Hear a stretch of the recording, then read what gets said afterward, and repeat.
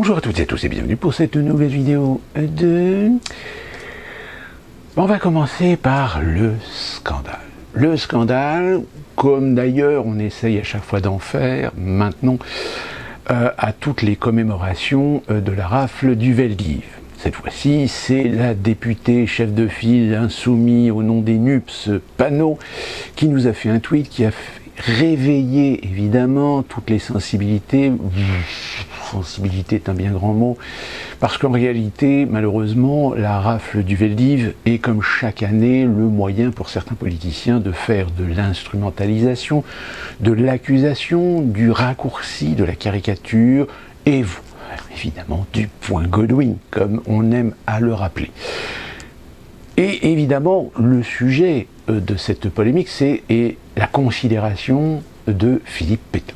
Alors, Philippe Pétain. Force est de constater que, malheureusement, aujourd'hui, Philippe Pétain fait partie de ces éléments historiques qu'on essaye de réécrire, de contorsionner, de transformer pour en faire tout simplement une instrumentalisation. Comme d'ailleurs la rafle du Veldiv, je reprends les propos de la lettre officielle ou du communiqué officiel du recteur du Centre de la mémoire de la Shoah de Paris, qui sous-entend que ça commence un peu à suffire, ces querelles politiques qui se servent justement de ces événements tragiques, dramatiques de la Shoah, pour régler des comptes. Pour revenir à Philippe Pétain, alors comment considérer aujourd'hui Philippe Pétain? Parce que c'est bien le sujet. Est-ce qu'il faut absolument réduire, simplifier dans l'absolu une seule et unique version de considérer Philippe Pétain comme le diable, comme le démon, comme le méchant, comme l'abominable individu en tout et pour tout? Je dis Philippe Pétain parce que aujourd'hui, on ne peut pas dire maréchal puisqu'il a perdu son titre militaire suite à son procès. Et pourtant, Philippe Pétain, eh bien, on peut dire qu'il y a une phrase qui résume plutôt bien Philippe Pétain, c'est celle de Charles de Gaulle. Charles de Gaulle disait de Philippe Pétain, alors que pourtant de Gaulle et Pétain se connaissaient, et même si dans la période avant la chute de la France face à l'invasion nazie, ils étaient évidemment en désaccord sur la façon de voir les choses, il n'en est pas moins surprenant de considérer que Pétain et de Gaulle avaient quand même un point commun, je vais y revenir. Charles de Gaulle disait de Pétain que finalement c'était un homme qui avait eu un début de vie, de carrière banale, qui a eu son époque de gloire, mais qui ensuite a évidemment eu cette déconvenue, cette déchéance, mais qu'il avait connu ce parcours sans médiocrité. Et à vrai dire, quand on connaît le détail de l'histoire sur justement ce personnage qui est Philippe Pétain, force est de constater que la définition que donne le Charles de Gaulle est tout à fait exacte. Puisque je rappelle que quand même Pétain était aussi ce qu'on appelait le lion de Verdun. Ça a été un personnage, ça a été une personnalité, ça a été une gloire pour l'armée française. Et de fait, l'opinion des Français envers Pétain, eh bien, forcément, a servi pendant la Seconde Guerre mondiale, pendant l'occupation, à tout cet aspect, tous ces détails, toute cette situation, tout ce contexte particulier.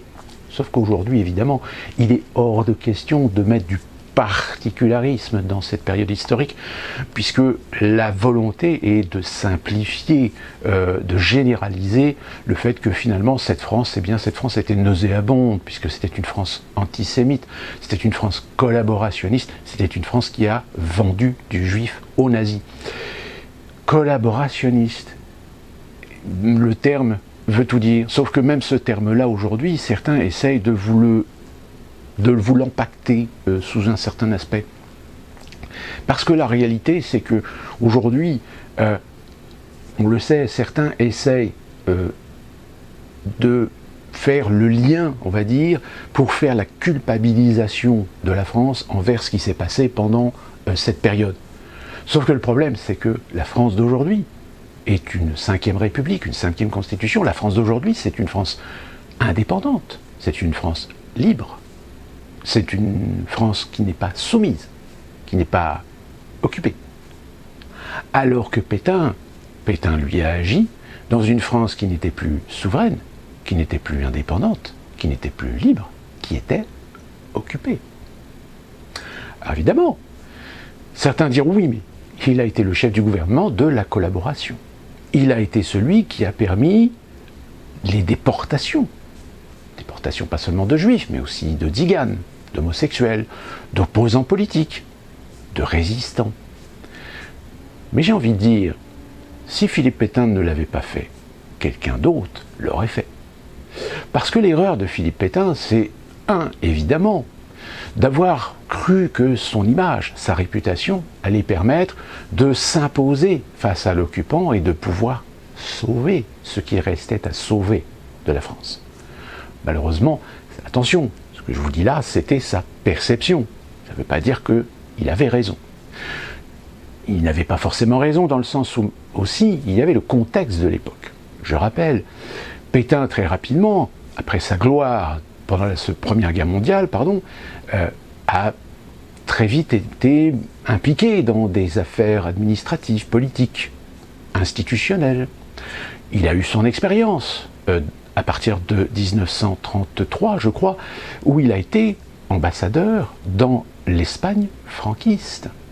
Or, la situation de la France, la montée du nazisme, la montée de l'Allemagne, jusqu'en 1939, date à l'époque où l'Allemagne va attaquer après l'annexion, on ne va pas dire d'attaque, mais l'annexion de certaines contrées, c'est l'attaque de la Pologne qui va véritablement être le déclencheur de cette Seconde Guerre mondiale.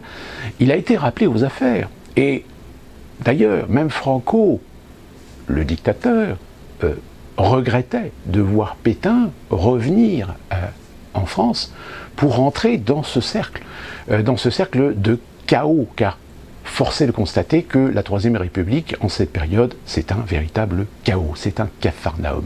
Ce sont des conflits d'intérêts, ce sont des ambitions, ce sont des idéologies qui s'affrontent les unes contre les autres. Malheureusement pour lui, Pétain va très rapidement trouver une position, un soutien de la part d'un certain nombre de responsables politiques de l'époque, que ce soit Renault avec son gouvernement, que ce soit Weygand, et va, bon an mal an, on va dire, se retrouver dans la situation où tout d'un coup il va peut-être commettre l'erreur fatale pour sa propre carrière, pour sa propre image.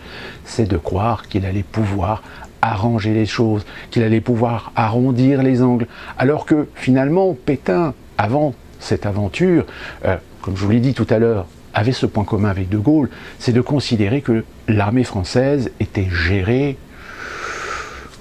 mal gérée. Était mal géré, était mal structuré, il y avait des décisions politiques qui n'étaient pas du tout adaptées à leur temps, à leur époque. Ce qui était assez surprenant d'ailleurs de la part de quelqu'un comme le maréchal Pétain, dans le sens où, à l'époque, c'était quand même déjà un vieux monsieur. Je rappelle, Philippe Pétain est né en 1856. Au moment où il prend le pouvoir de ce gouvernement provisoire de Vichy en collaboration avec l'occupant allemand, il a déjà 84 ans. Alors même si le monsieur était quand même encore vif d'esprit, il était vif d'esprit de son époque. Et peut-être qu'il n'était déjà plus dans l'époque actuelle, avec toutes les responsabilités et les conséquences. Même si, encore une fois, je précise une chose, la France des années 30, comme la France des années 20, est une France qui est encore toujours confrontée à des vieux démons, et parmi ces vieux démons, c'est évidemment une certaine forme d'antisémitisme, qui n'a plus rien à voir aujourd'hui avec la France d'aujourd'hui, qu'on soit bien d'accord, parce que les événements ont fait que les mentalités ont évidemment évolué, depuis, heureusement.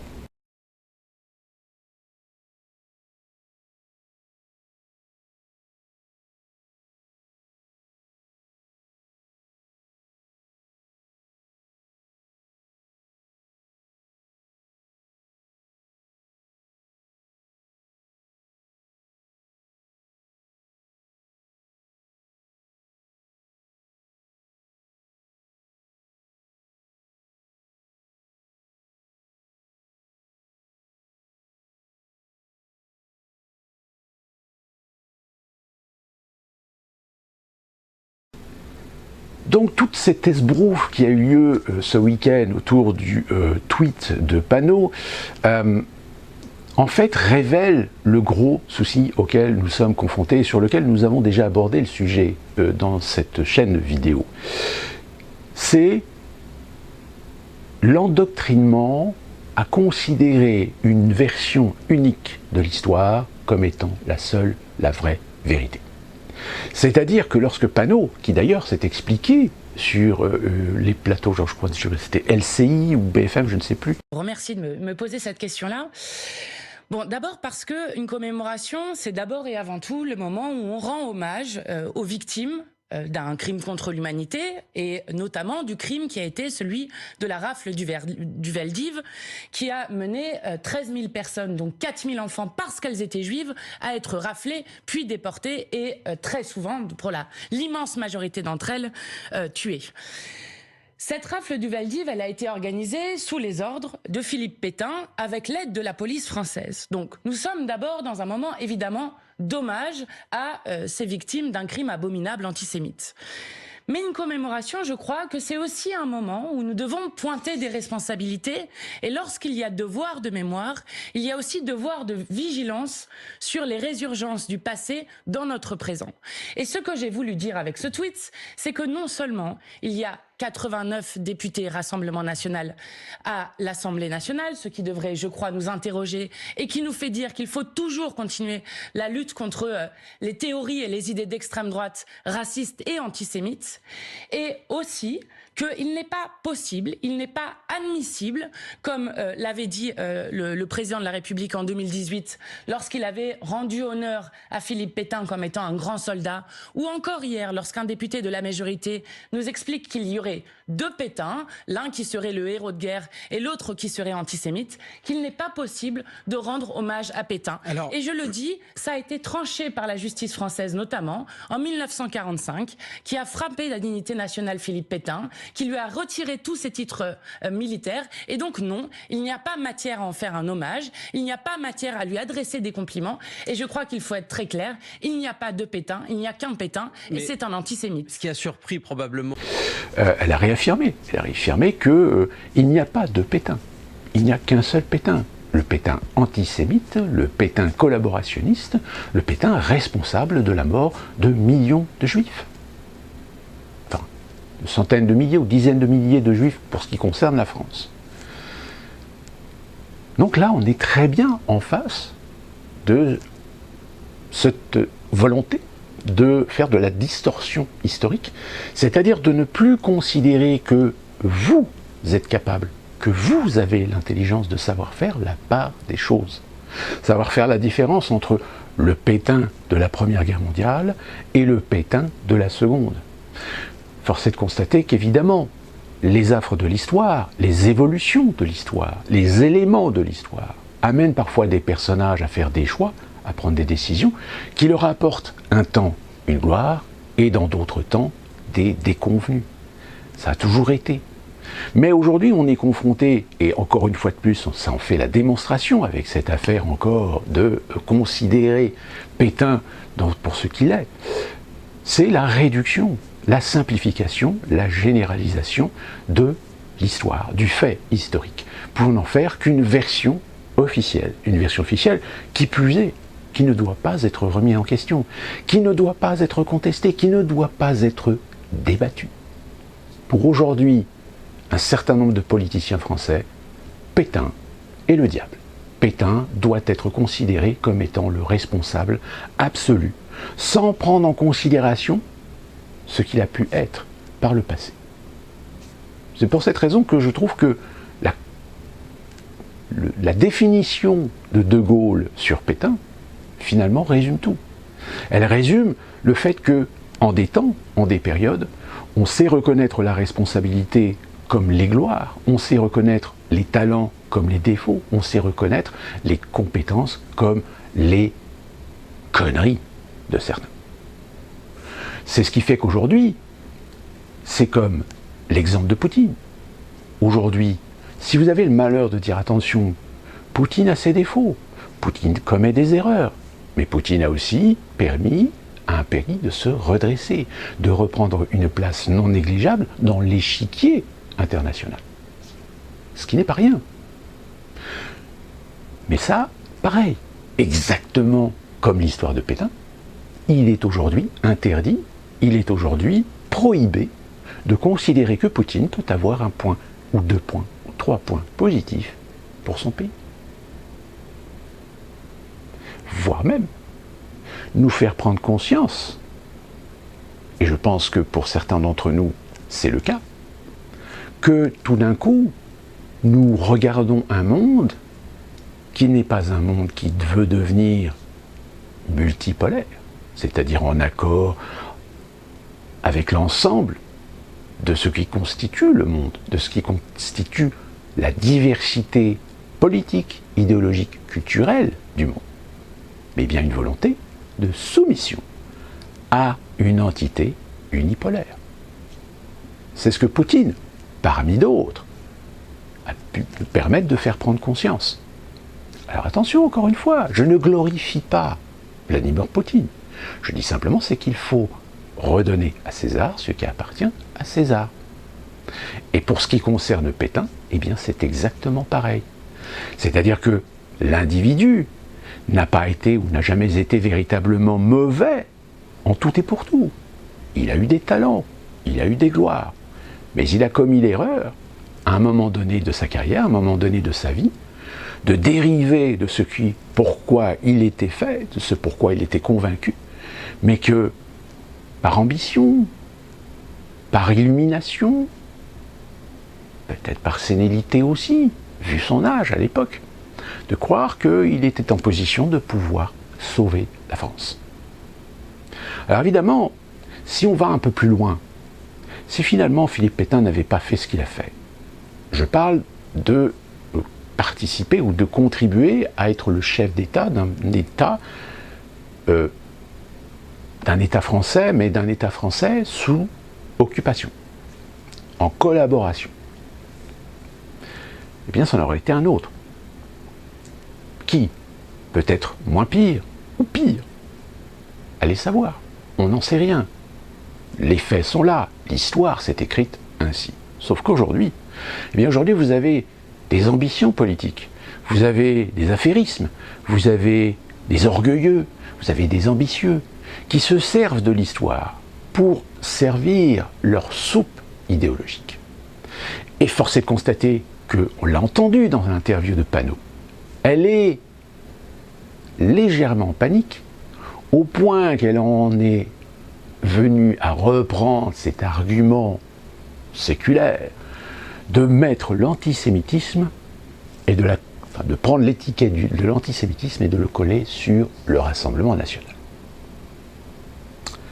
C'est-à-dire de reprendre la vieille recette des années 80, qu'on a commencé à voir un petit peu s'assouplir dans les années 90 et disparaître dans les années 2000. Pourquoi ? Tout simplement parce que dans l'électorat RN, il y a une sorte de bourgeoisie conservatrice, parfois nationaliste, juive. C'est pour ça qu'à un moment donné, l'argument de dire que le Front National ou le Rassemblement National est un parti antisémite ne fonctionnait plus. Parce qu'on a remarqué que là où le Rassemblement National fait de très bons scores, c'est aussi là que se trouve parfois une proportion non négligeable de Français de confession juive. Mais confession juive, conservatrice, nationaliste, voire un tant soit peu sioniste. Mais ça, évidemment, c'est quelque chose que vous n'entendrez jamais dans les médias. Je dirais même l'hypocrisie de certains politiciens qui se sont servis de cet argument savaient très bien qu'au sein de l'électorat RN, il y avait des gens de la communauté juive, et de la communauté juive d'une certaine couche sociale, d'une certaine classe sociale. Sauf que, force est de constater qu'on est dans ce que je vous disais depuis longtemps, dans la déliquescence absolue. C'est-à-dire, aujourd'hui, Panot s'explique en utilisant un vieil argument complètement fallacieux. Ah, attention, on est bien d'accord, les défauts de l'être humain, que ce soit le racisme, l'antisémitisme, l'islamophobie, vous trouverez toujours des gens, que ce soit de droite, de gauche, d'extrême gauche ou d'extrême droite, qui pensent ainsi. Après, c'est une question de proportion. C'est une question d'adoubement, c'est une question d'acceptation, ou de refus, ou d'opposition, de contestation. Mais force est de constater que cette déliquescence du système politique français en amène certains, par exemple, à être rageux contre Reconquête. Pourquoi? Parce que Reconquête, si ça n'avait pas été Éric Zemmour, très rapidement, beaucoup de politiciens se seraient tous arrangés pour dire que Reconquête est un parti antisémite. Sauf que son chef de file étant juif, ça collait pas. C'est un exemple parmi tant d'autres de ce qu'aujourd'hui les politiciens utilisent en matière de discours, en matière de formules et surtout en matière d'idéologie. Et force est de constater que cette affaire de Pétain rentre bien dans le créneau de ce que aujourd'hui certains veulent absolument imposer à l'opinion, c'est-à-dire une valeur unique, définie, et pour laquelle on ne doit absolument pas, et voire même interdire de s'en écarter pour ne serait-ce que peut-être mieux comprendre la subtilité de la situation, en comprendre ses rouages, ses détails. Ça rejoint un petit peu aujourd'hui cette simplification d'essayer d'imposer à l'opinion le fait que l'on pense pour vous et que l'on vous dit quoi penser. C'est exactement cette démonstration que vous venez d'avoir ce week-end. Et force est de constater qu'entre autres choses, là aussi, il faut bien reconnaître que cette chef de file du groupe Insoumis a sauté sur l'occasion pour créer une polémique, ainsi faire disparaître son ami Coquerel de l'actualité. Alors pour finir sur le sujet de Pétain, attention, je précise, nul n'est de mon intention de dire que Pétain était un grand homme. Non, je le dis, je le répète. L'histoire est ainsi faite de certains éléments, de certaines périodes, de certains contextes, de certains détails qui font que des individus ont des carrières d'une manière générale où ils ont des hauts et des bas. Le fait de reconnaître qu'il a des hauts ne veut absolument pas faire en sorte de minimiser les bas. C'est comme Napoléon. Napoléon est un grand homme pour l'histoire de France, tout en sachant reconnaître qu'il a fait des choix, qu'il a pris des décisions, qu'il a eu des guerres qui n'étaient pas nécessaires. Parce qu'à un moment donné, il a voulu conquérir l'Europe. Finalement, depuis Napoléon, et même bien avant, force est de constater qu'aujourd'hui, le sujet de l'Europe n'a guère changé. Il est toujours d'actualité, vouloir construire l'Europe. Sauf que malheureusement, toutes les fois où certains ont essayé de construire l'Europe, que ce soit Napoléon, que ce soit même avant lui certains rois de France, que ce soit même Adolf Hitler, l'Union européenne aujourd'hui est confrontée au même problème. C'est qu'à un moment donné, quand on veut construire l'Europe, ça veut dire qu'il va falloir, à un moment donné, élaguer, détruire, niveler les pays membres de l'Union européenne. C'est-à-dire saccager finalement leur culture, leur spécificité, détruire leur indépendance, leur liberté, leur souveraineté, pour les soumettre à un seul et unique système administratif, législatif, politique. Et bien malheureusement, aujourd'hui, force est de constater que cette affaire, encore une fois de plus, de Pétain, comme il y en aura d'autres encore, parce que ça va s'accentuer de plus en plus, est à l'image de ce qu'aujourd'hui on veut faire de votre opinion. On veut vous obliger à penser, mais pas à réfléchir. À penser ce que l'on vous a décidé de penser pour vous, mais de absolument pas, à un moment donné, vous poser les bonnes questions, ou voire remettre en question la pensée qu'on vous a obligé à prendre comme acquise, comme évidente. Force est de constater que c'est exactement ce qui se passe avec l'Ukraine.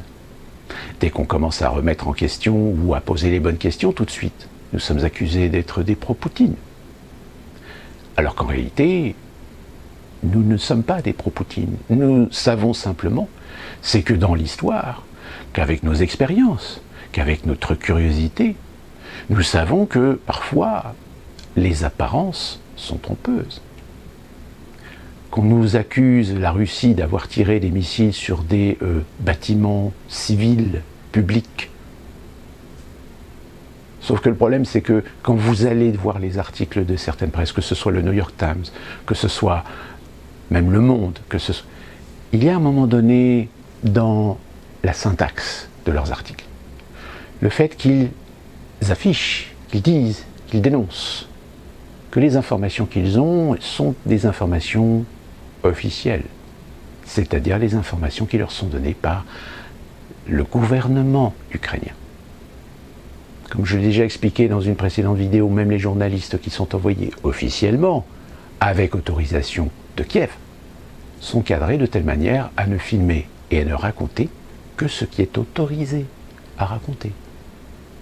L'idée de dire que finalement peut-être que les missiles qui ont été tirés récemment ce week-end sur des bâtiments publics, peut-être que c'était en réalité des false flags, que c'était des missiles ukrainiens, et pas russes. Et même se poser la question, on dit, quel serait l'intérêt des Russes de tirer des missiles sur ces cibles? Si ce n'est peut-être que il n'y avait pas que des civils. On va me dire que c'est peut-être complotiste, mais figurez-vous que sur certains réseaux, on relate des images où l'on voit des Ukrainiens en train de rhabiller des gens avec des tenues militaires ukrainiennes avec des vêtements civils. Pourquoi? Complotiste, propagande russe. Parce que force est de constater que même sur du fait, sur du factuel, propagande russe, c'est de la propagande russe. Refus, déni absolu à un moment donné, même de se poser la question de se dire que quel est l'intérêt du russe de tirer sur des cibles civiles? Aucune.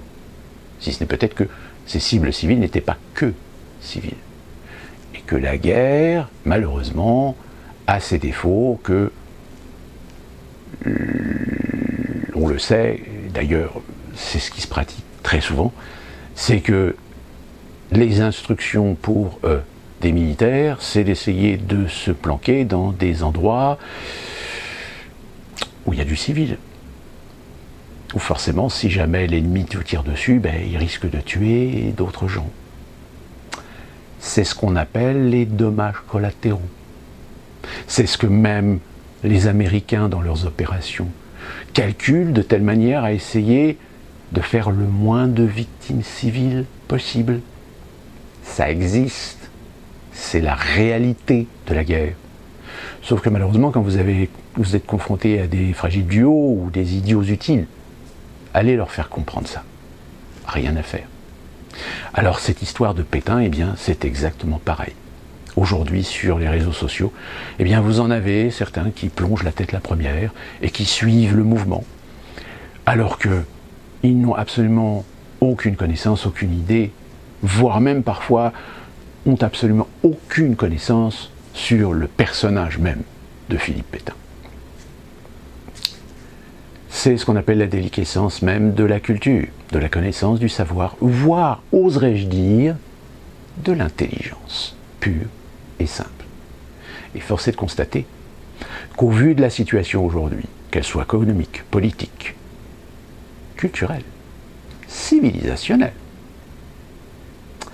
force est de constater que de toute façon, il y a un moment donné où il va y avoir des camps à choisir, qu'il n'y aura pas de juste milieu, qu'il n'y aura pas d'entre-deux, qu'il n'y aura pas de neutralité.